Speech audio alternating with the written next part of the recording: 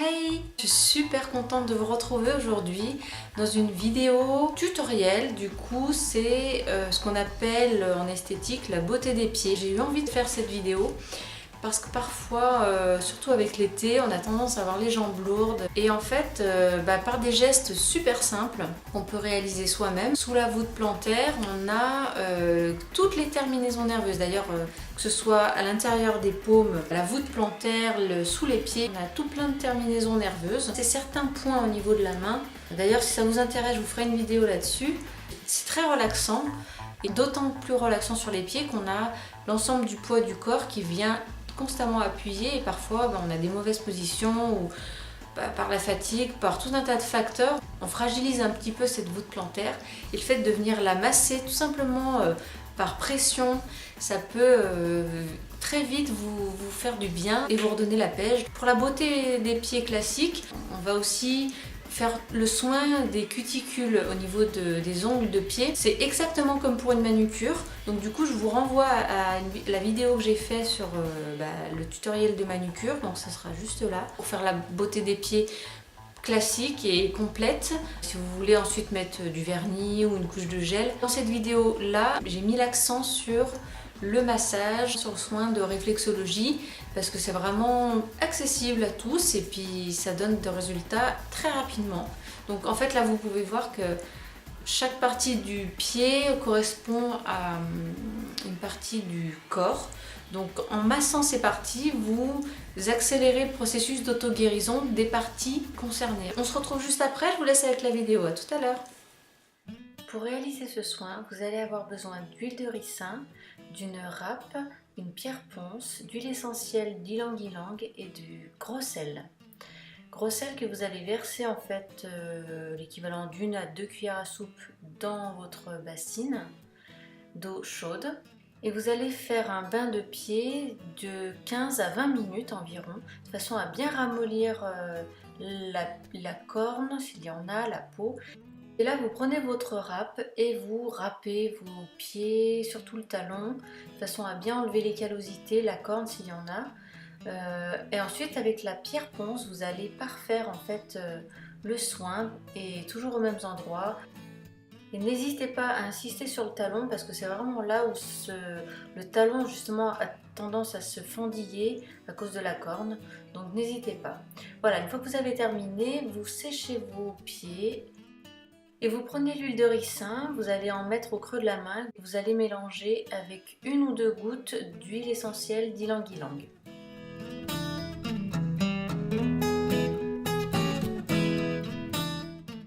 Donc vous commencez par répartir l'ensemble de l'huile sur le pied et vous allez masser le bout des orteils 2 par 2, donc en petits ronds circulaires sur chacun des orteils.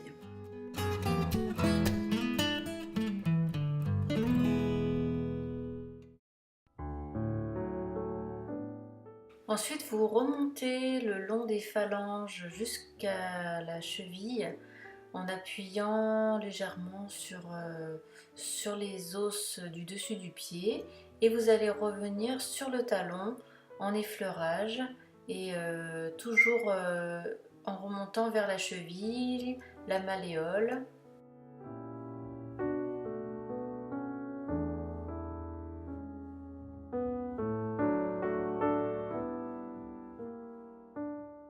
Ensuite, on va s'attarder sur la voûte plantaire, donc à vous de masser les points que vous avez envie.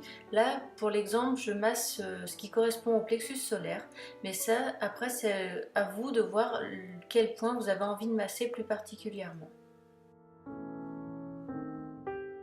Après, on va venir délasser un petit peu chacun des orteils en secouant, entre guillemets, chacun des orteils, 2 par 2 à chaque fois. Et puis pour venir complètement détendre le pied, on va étirer la voûte plantaire en partant du début du pied. On va parfaire un petit peu le travail sur la voûte plantaire, donc on va voir les points qu'on a envie de masser ou alors instinctivement vous allez masser les points qui vous soulagent en fait.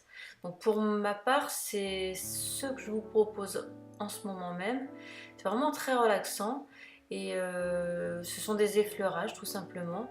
Après il y a un petit peu plus de pression sur certains points, mais ça reste très léger. Il faut vraiment y aller très très doucement parce que c'est très fragile le pied et il faut vraiment y aller très doucement.